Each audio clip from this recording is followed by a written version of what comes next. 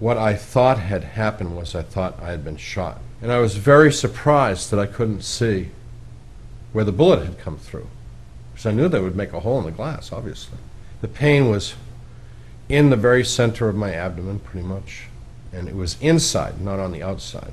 This doctor got me up off the floor and onto the bed, and he examined me, and he knew exactly what was wrong. He said, "You've perforated your duodenum." He said that I would be taken to a hospital and that I would have surgery right away. I'd be in the hospital for about 4 weeks. Then I would be able to get on a plane and go home. Taken up to the 3rd floor of that hospital. The ride actually turned out to be very painful, because I was in kind of bad shape by the time we got to Cochin. We were expecting immediately to be going to surgery. And that's what we'd been told by the doctor at the hotel, the 2 doctors in the emergency room. After several hours, the pain had gotten excruciating. For several hours now, I felt that the only thing that kept me from death was an intense desire to live. And that all as I had to do to die was to stop trying to live. I felt like death was right there. It's hard to describe it. Just imagine that, like, you're hanging over a pit by your fingers, hanging onto the edge, and all you have to do is let go, and you're in the pit. That's how I felt about me and death. And I closed my eyes. I didn't try and breathe anymore. And I went unconscious.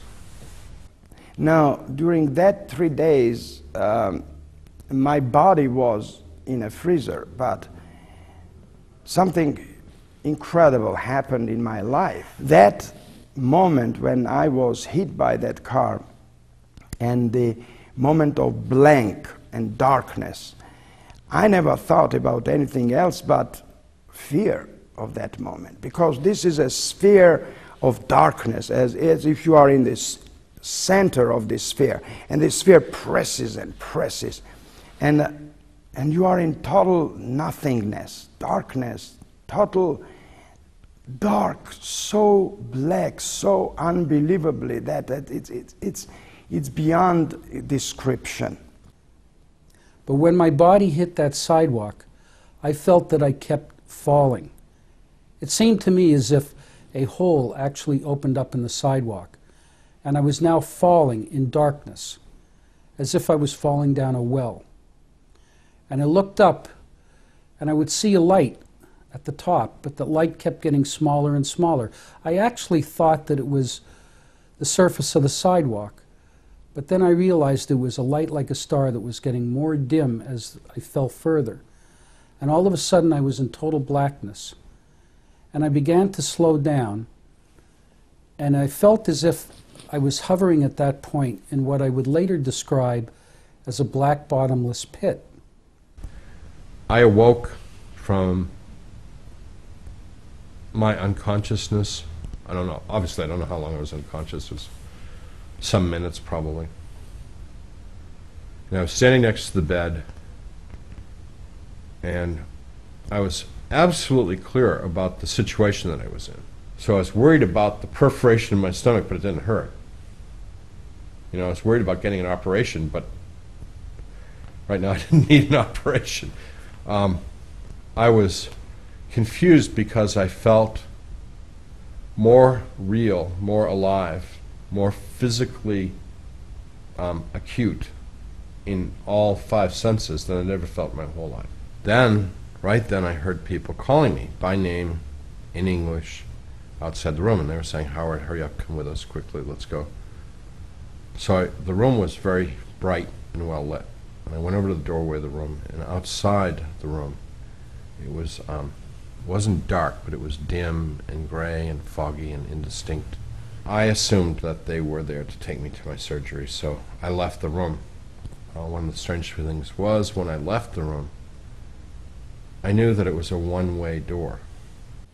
And the pressure is unbelievable. I mean, I felt that I am in this darkness. I am somewhere, nowhere. I don't have body, I don't exist, but I exist in my thought. How can I think without that chemicals in my brain? Do I think? Is this hallucination? What is happening with me? A lot of questions came to me immediately, but mostly fearful questions.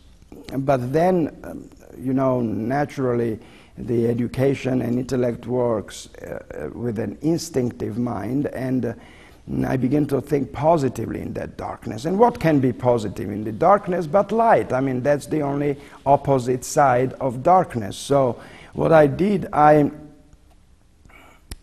immediately thought about darkness and light, and there it is. But there I was in this black bottomless pit, in what I would describe as a vivid state of consciousness. I knew I was totally free of my physical body, and I was somewhat detached and not concerned about that. I was at that point only concerned about surviving in this vivid state of consciousness. I did not want to lose consciousness at that point.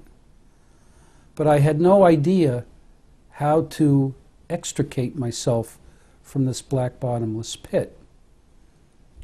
And at a certain point, I realized that the only way I was going to be able to survive was to keep repeating to myself, I am, I am, I am. But after walking for what in this world would be like an hour or two, I came to the realization that this isn't right. There's something really wrong, because there's no way this hallway would be this big. And now the hallway wasn't a hallway anymore. It was just space that we were walking through. And there were no walls or ceiling or windows or stairs or anything. It was just we were walking in space. When I would ask them questions, usually the answer was, shut up. We don't have time. You'll find out. Don't ask questions. Be quiet. There's more and more people, and it's gone from dim to just plain dark. Absence of light. People have gotten really rude now. And people are talking about me. And when I would say, like, are you talking about me? They'd just like hush up, or someone would say, shh, don't let them hear you. Stuff like that. Getting really paranoid. They said you're almost there, and they started to push and pull me in the direction that we'd been going. And so I tried to resist them. And the more I resisted, the more they fought, pushing and pulling. And then they were beginning to hurt me, so I was trying to hurt them back by punching them and kicking them, and they were mostly scratching and biting at first. I'm not saying that I brought that little hall into darkness. I'm saying that I saw it. I directed my attention to that little bitty hole in the darkness, in this sphere of the darkness that I saw, this little hole. And the light was beyond that darkness. This light was not coming in. This light was beyond the darkness. And another question, I don't have eyes. How can I see? If I don't see it through eyes, it means I see it through mind. I felt the sensation that I was moving up out of this black bottomless pit. And at a certain point, all of a sudden, I felt myself sitting up. And as I sat up, I realized I was in an ambulance, and there was an EMT who was just in front of me, and he was kind of working through me. And I didn't quite understand this. And I heard the driver of the ambulance over a two-way radio announce that the patient had just coded.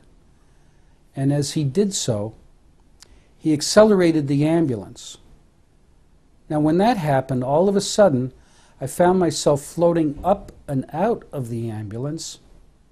And all of a sudden, I was floating, suspended, over this dark two-lane road in this forested area, watching the ambulance going down the road in the distance.